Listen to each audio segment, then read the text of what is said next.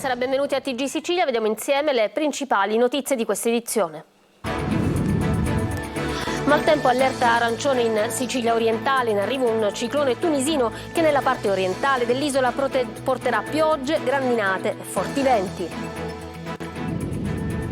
Strage di Via D'Amelio, la procura di Caltanissetta ricorre contro la sentenza che ha assolto i 3 poliziotti accusati di depistaggio. La procura insiste sul coinvolgimento di soggetti estranei a Cosa Nostra. Palermo, c'è una storia di bullismo dietro l'accoltellamento di un 14enne da parte di un compagno di scuola undicenne. Stabili e non gravi le condizioni dell'adolescente ferito. In un video l'aggressione del turista polacco in pieno centro a Catania. Nelle immagini si vede l'extracomunitario il cui fermo è stato convalidato che prima lo insegue per rubargli il telefono, poi lo strattona fino a farlo cadere violentemente a terra.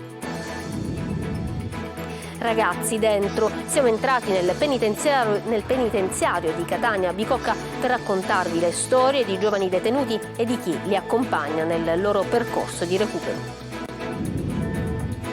Come stanno le acque del nostro mare? Tra tropicalizzazione e scarichi abusivi, gli ecosistemi delle nostre coste non godono sempre di ottima salute. Una nostra troupe ha seguito i campionamenti dell'ASP nella riviera dei Ciclopi di Aci Trezza.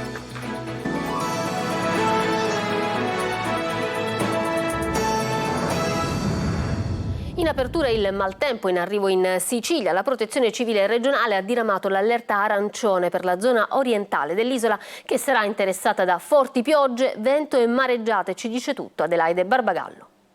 Piogge abbondanti e forti raffiche di vento in arrivo in Sicilia. Dopo il maltempo di inizio settimana, un nuovo ciclone sta risalendo dal Nord Africa e per domani la Protezione Civile regionale ha emesso un avviso di allerta arancione sul settore orientale dell'isola, nelle province di Catania, Ragusa, Siracusa e Messina, e di allerta gialla per la zona occidentale. I fenomeni saranno accompagnati da rovesci di forte intensità, frequente attività elettrica, grandinate e forti raffiche di vento. Le criticità maggiori sono attese tra il versante orientale dell'Etna, dove si trovano i comuni di lingua glossa, zafferana, e i peloritani. Secondo gli esperti meteo, tra Capopassero e Messina ci saranno forti mareggiate con alte onde che potranno creare allagamenti sulle strade dei litorali e danni agli stabilimenti balneari. A Catania annullato il Lungomare Fest. L'amministrazione comunale raccomanda ai cittadini la necessaria prudenza negli spostamenti a piedi e con l'automobile, di evitare i sottopassi stradali, di non utilizzare mezzi a 2 ruote, non sostare in prossimità di aree che potrebbero dare origine a colate rapide di fango e crolli di blocchi rocciosi e di stare lontani dalla riva del mare e dai corsi d'acqua.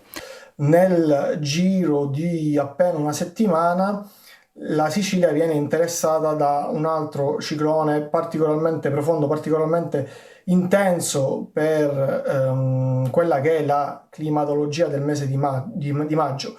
Questo ci induce a pensare che si tratta di un effetto indiretto del cambiamento climatico. Il passaggio di questo nuovo ciclone dovrebbe essere relativamente rapido. Domenica i fenomeni lentamente si attenueranno con il tempo che resterà instabile. La procura di Caltanissetta ricorre in appello contro l'assoluzione dei poliziotti accusati di depistaggio delle indagini per la strage Borsellino. Una istanza di nuovo processo dai toni molto duri torna ad accusare l'ex questore deceduto Arnaldo La Barbera e insiste sul coinvolgimento di soggetti estranei a Cosa Nostra. Manlio Viola. Il depistaggio nell'inchiesta sulla strage Borsellino ci fu e l'ex questore Arnaldo La Barbera operò per inquinare le prove, imputare soggetti innocenti e così nascondere gli interessi di apparati diversi della mafia nella strage. Lo sostiene la procura di Caltanissetta, che in una lunga istanza d'appello contesta la ricostruzione operata nella sentenza di primo grado, che si è concluso con la dichiarazione di prescrizione del reato di calunnia aggravato contestato ai poliziotti Mario Boe e Fabrizio Mattei e l'assoluzione del terzo poliziotto imputato Michele Ribaudo. Per questo la pubblica accusa chiede adesso un nuovo processo in appello per quei reati. È dimostrato in maniera incontrovertibile il coinvolgimento nella strage del 19 luglio 1992, costata la vita al giudice Paolo Borsellino e alla sua scorta, anche di soggetti estranei all'associazione mafiosa Cosa Nostra, sostiene la procura. Le prove del coinvolgimento di questi soggetti estranei alla mafia sarebbero la tempistica della strage, che non coincide con gli interessi mafiosi, e la strana presenza di appartenenti al servizio servizio di sicurezza pubblico attorno alla vettura blindata del magistrato negli attimi immediatamente successivi all'esplosione. Tutto, secondo i pubblici ministeri, contrasta con la ricostruzione della sentenza di primo grado che esclude che la Barbera, che nel frattempo è morto per cause naturali, abbia agito per favorire i boss e che porta alla esclusione dell'aggravante anche per i poliziotti imputati e alla conseguente prescrizione dei reati contestati. La fotografia del dottor Arnaldo La Barbera, che le risultanze probatorie ci consegnano, secondo i magistrati, è quella di un ufficiale di polizia giudiziaria in realtà legato mani e piedi ai servizi segreti civili, contrariamente a quanto sostenuto in maniera incomprensibile dal tribunale. Duro il documento della procura, che arriva a definire contraddittoria la sentenza, piena di un'estenuante copia e incolla da precedenti sentenze, prova della difficoltà dei giudici a valutare le molte prove acquisite. La Procura Generale di Palermo ha chiesto la condanna a 10 anni e 8 mesi per concorso esterno in associazione mafiosa e intestazione fittizia di beni dell'imprenditore trapanese Vito Nicastri, soprannominato il re dell'eolico, ritenuto tra i finanziatori della latitanza del boss Matteo Messina Denaro, e 12 anni per Leone Melchiorre, accusato di estorsione aggravata. Il nome di Nicastri emerse anche nell'ambito di un'inchiesta che ha coinvolto il suo socio, il faccendiere ex consulente della Lega Francesco Paolo Arata, indagato per corruzione. Poco più che bambini, ma già segnati dalla violenza. Ci sarebbe una dolorosa storia di bullismo dietro l'accoltellamento a Palermo di un 14enne da parte di un ragazzino di 11 anni. Quest'ultimo pare fosse stanco di subire angherie dal compagno più grande. Ci racconta tutto Marco Gullà. Sono stato aggredito da un compagno di scuola più piccolo. Il 14enne accoltellato ieri a Palermo da un 11enne lo ha detto mentre lo stavano curando nell'area critica del pronto soccorso dell'ospedale civico. Alla base dell'aggressione ci sarebbe una dolorosa storia di bullismo. L'11enne avrebbe subito continue angherie. Così ieri è andato a scuola con un coltello e al termine delle lezioni l'ha colpito in via Guastella, a pochi metri dalla scuola che frequentano entrambi. Siamo stati oggi al pronto soccorso del civico, dove il 14enne è ricoverato in condizioni per fortuna non gravi. Il ragazzo ha condizioni cliniche stabili, non presenta in questo momento rischi evolutivi ed è trattenuto solo a scopo precauzionale per valutare a distanza di tempo questa lesione determinata a livello polmonare, che però non desta sinceramente preoccupazione. Cosa è successo? Le ha detto qualcosa il ragazzino?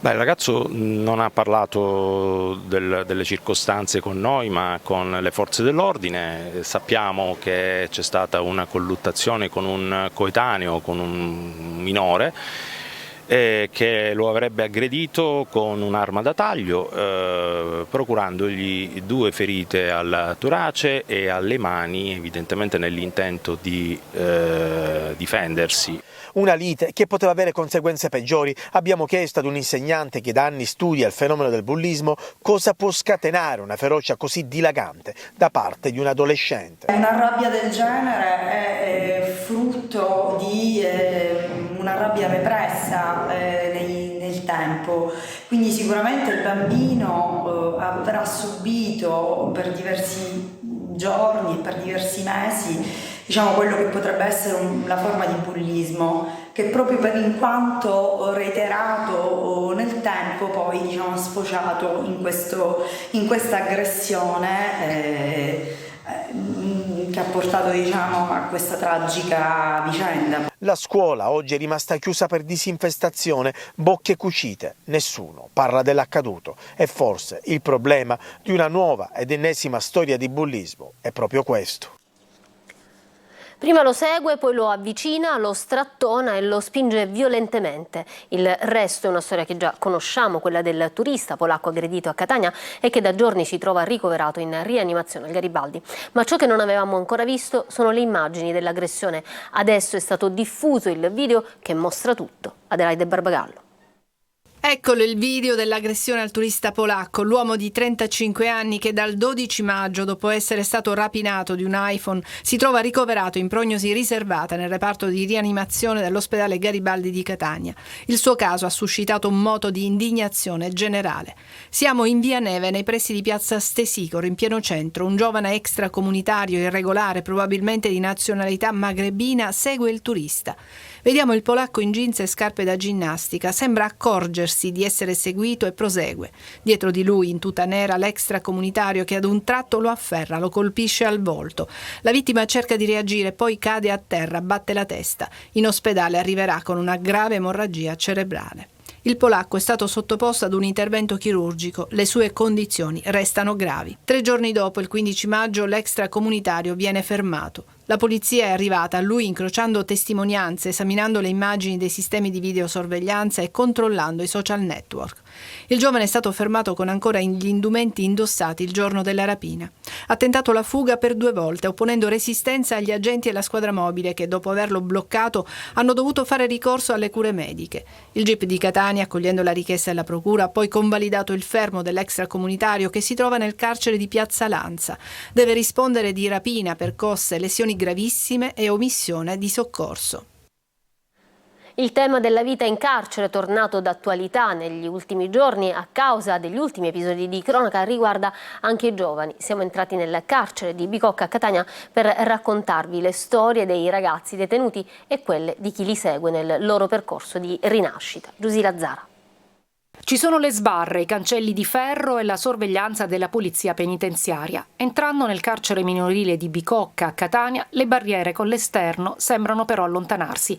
Il tempo di oggi non è il tempo dell'arresto, lo hanno scritto i ragazzi caduti nella spirale dei guai e toccato il limite. Diego Luigi, 21 anni, e Franco, 24, i nomi sono di fantasia, in carcere da più tempo. Hanno commesso reati quando ancora erano minorenni. Gli sguardi diretti negli occhi, la voglia di dimostrare che qualcosa è cambiato. Ci sono giornate tipo che uno può essere un po' più così, però alla fine si sa, se uno tipo si è qui dentro si sa perché o quello che ha fatto e perciò uno si deve prendere le sue responsabilità anche, ha capito? Non può causare tipo dei danneggiamenti, queste cose, sa che ha fatto un errore, anche l'errore devi stare. Nelle aule i ragazzi seguono le attività quotidiane, dalla scuola ai corsi professionali di informatica, alle lezioni di alfabetizzazione per i detenuti stranieri. C'è anche un orto solidale in un terreno strappato alle erbacce. Si sta insieme quasi tutto il giorno. Alle 8 di sera si entra nella cella per dormire e la porta si chiude a chiave. La libertà significa tutto, essere libero, un uomo libero, diciamo, con la mia età che ho, è bello essere fuori, fare determinate cose come fanno tutti gli altri ovviamente. Libero, essendo libero di tutto, che nessuno ti dice niente, nessuno fa niente, cioè, ti obbliga a fare qualcosa, cioè libero, essere liberi. Poi c'è fuori, oltre le mura e le sbarre, un altro mondo da scoprire con occhi nuovi. Uno qui dentro poi cambia e quando esce vede il mondo tutto in maniera diversa. Io me ne sono reso conto quando andavo a lavorare fuori, cioè, prima vedevo il mondo in un determinato modo, sono uscito e tutte quelle che erano le mie certezze, tutto quello che io conoscevo del mondo è totalmente scomparso ed è cambiato tutto. Il gazebo in mezzo al giardino è diventato un'area per accogliere i parenti in visita dei minori detenuti. Tutto racconta della cura e dell'impegno di chi da 30 anni vive accanto ai ragazzi e non solo per lavoro. Io vorrei che ci fosse invece un modello proprio operativo costante in cui un ragazzo che è pronto per la fuoriuscita o per fine pena o perché accede a una misura alternativa alla detenzione abbia un sostegno strutturato di accompagnamento educativo all'esterno. Questo ancora non c'è. Un grave incidente stradale si è verificato intorno a mezzogiorno sulla strada provinciale 14 per Canicattini, nei pressi dell'uscita sud di Siracusa. Nello scontro frontale tra un'auto e un trattore ha perso la vita un 76enne estratto dalle lamiere della macchina dai vigili del fuoco. Secondo una prima ricostruzione l'uomo stava effettuando un sorpasso quando avrebbe urtato la ruota del trattore che giungeva nella direzione opposta. Il tratto interessato è rimasto chiuso al traffico per agevolare le operazioni di soccorso e dell'atterraggio dell'elicottero del 118 partito da Catania. L'inizio dell'estate e della stagione balneare sembra ancora un miraggio fra acquazzoni e bufere di vento, ma il monitoraggio del litorale è d'obbligo da parte degli operatori dell'ASP di Catania, che effettua periodici prelievi dell'acqua per verificarne le qualità. La nostra troupe si è imbarcata con l'Ora da Citrezza. Vediamo cosa è successo con Lorena Dolci. A bordo del gommone messo a disposizione dalla riserva delle Isole Ciclopi, i tecnici dell'ASP di Catania sono pronti per la missione speciale, verificare la qualità delle acque. Sono 15 punti sotto controllo nel litorale catanese monitorati periodicamente. Oggi tocca ad Aci Trezza e noi ci imbarchiamo con loro. Qui nel porto è pienissimo di meduse, guardate, ce ne sono centinaia, di tutte le dimensioni.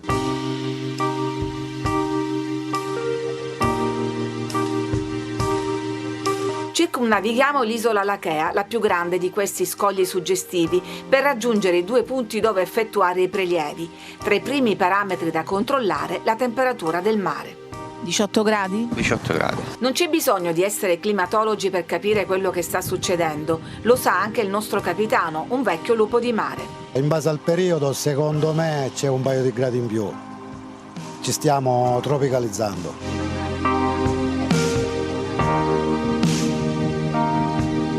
Siamo all'imboccatura del porto vecchio di Aci Trezza e quello che vedete alle mie spalle è lo scarico a mare Fognario, uno scarico incriminato perché riversa in piena riserva e che dovrà essere collegato attraverso il collettore al depuratore di Catania di Pantano d'Arci.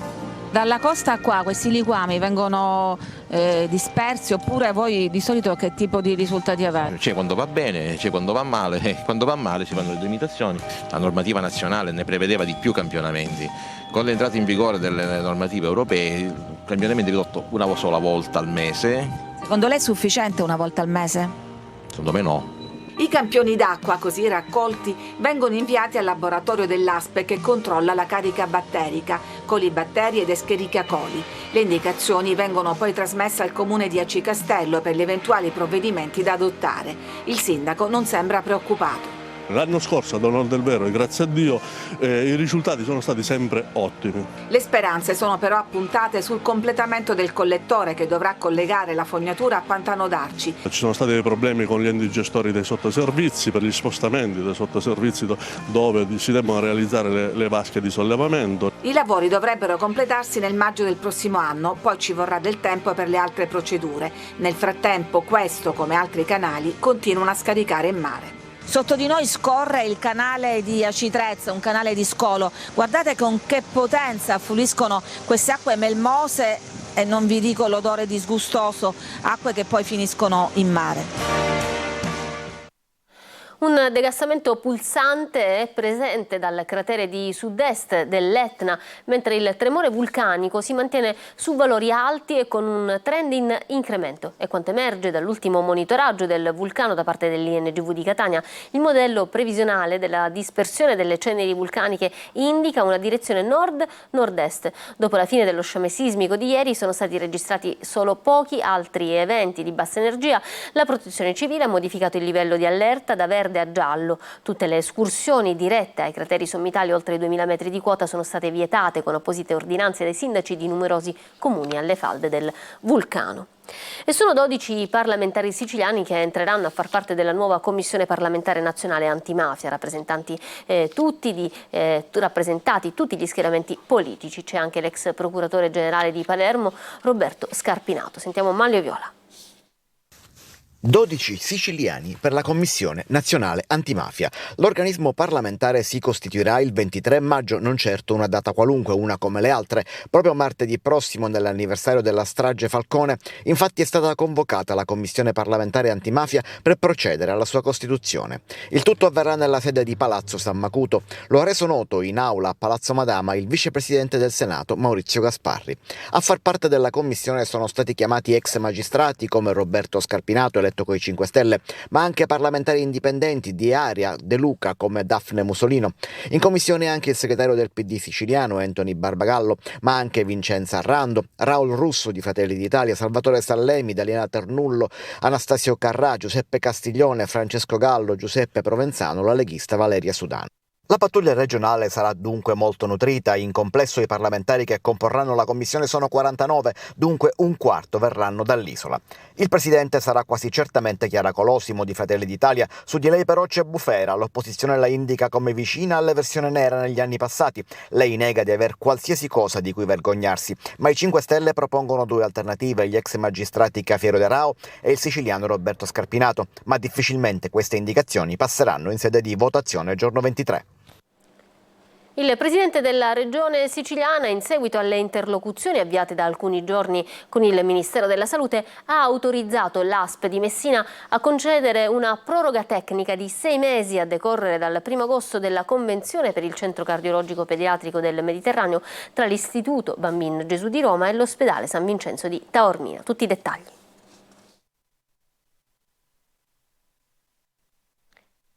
Tutti i dettagli in questa notizia. Appunto, noi ci fermiamo adesso per una pausa e ritorniamo tra poco con il palio dell'Ateneo di Catania.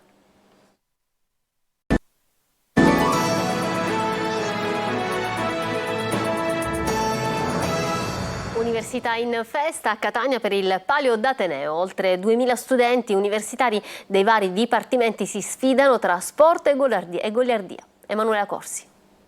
Pronta per partire? Sì, che emozionata, però sì, pronta. Una festa di studenti, di giovani e di sport. Sono oltre 2.000 gli universitari in gara appartenenti ai vari dipartimenti dell'Università di Catania per contendersi il palio d'Ateneo giunto alla 18ª edizione. La 3 giorni è partita mercoledì in Piazza Università, è proseguita ieri al villaggio turistico Le Capannine della Playa di Catania, dove si sono svolte le competizioni in spiaggia, per concludersi oggi negli impianti sportivi del CUS. Le 13 squadre in gara, ognuna composta da 160 atleti, si sfidano in diverse discipline sportive. Tantissimi giochi, molti giochi sportivi, ma anche giochi goliardici, abbiamo le gare di atletica, quindi le gare veramente federali quasi, perché loro i ragazzi realmente c'è un agonismo, devo dire, proprio sfrenato. Tra i dipartimenti che si contendono il primo posto ci sono ingegneria, che con 12 vittorie detiene il record di edizioni vinte, e medicina, campione uscente. Chi lo vince questo palio? Diciamo, scuola di medicina, non sono scaramantica. Un futuro ingegnere con la passione per il calcio. Sì. Com'è andata? Alla grande, abbiamo fatto 4 gol, abbiamo vinto 4-0 contro Agraria e speriamo di continuare su quest'onda. Com'è questo calcio a 5 femminile? Molto male, la sto vedendo. Sono brave? Lunga! Contro ingegneria è difficile, però troppi lanci lunghi, non c'è nessuno avanti, è difficile continuare così. Per i meno atletici ci sono poi i tornei di calciobalilla o di briscola. Abbiamo scelto lo sport più faticoso. Sì, a noi piace sudare. Si vede, come sta andando? Beh, per il momento bene. Cioè, la squadra siete voi due? Sì, è loro due. Vi fate dei gesti, dei segnali? Più o meno, sì. Un messaggio di un evento come questo ha coinvolto migliaia di studenti, parte da Catania e dalla Sicilia. Ho ricevuto i complimenti da parte di tutti i CUS d'Italia, qualcosa di veramente unico. La CR Messina è in vendita. Il presidente Pietro Sciotto ha consegnato simbolicamente il titolo sportivo al sindaco Basile per fare da garante nella cessione del club. 2 le trattative in corso. Sentiamo Sergio Colosi. Sofferta ma inevitabile, ragionata e non istintiva, la decisione del presidente Pietro Sciotto di cedere il Messina potrebbe essere però, come l'anno scorso, una nuova provocazione per far uscire allo scoperto possibili acquirenti, salvo poi non trovare l'accordo. C'è chi pensa invece che Sciotto sia rimasto un uomo solo al comando, senza le condizioni per proseguire la sua esperienza nel club giallorosso. Dopo l'annuncio il presidente ha incontrato il sindaco Federico Basile, chiamato a fare da garante nella cessione. Da oggi il Messina è in vendita. Non ci sono più le condizioni di proseguire. Sono contento di quello che ho fatto. Ricordo che nel 2017 il Messina era fallito. Tante chiacchiere in quel mese di luglio. Tutti dovevano presentare manifestazioni di interesse al sindaco. Pietro Sciotto solo, dalla provincia di Messina, di Gualtieri si camminò, ha presentato richiesta di essere iscritto al campionato. Senza quella mia richiesta, un pezzo di carta, il Messina sarebbe partito, non so, terza, seconda, prima categoria, non lo so.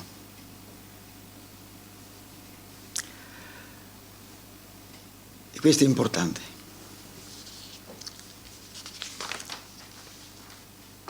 In questi anni ho vinto un campionato di Serie D e ho garantito oggi per il 3° anno consecutivo il professionismo, la Serie C.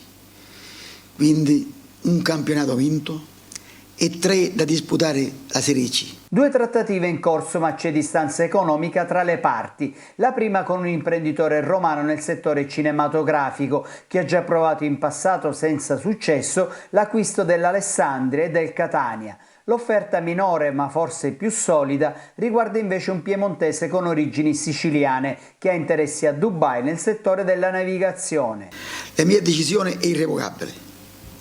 Mi auguro che si trovi un presidente serio e tifoso come me e che possa fare meglio di me. Agli interrogativi sul futuro si contrappone la certezza di dover pagare entro il prossimo 20 giugno 3 mensilità alla squadra per evitare punti di penalizzazione nella prossima stagione, al momento nel segno della più totale incertezza.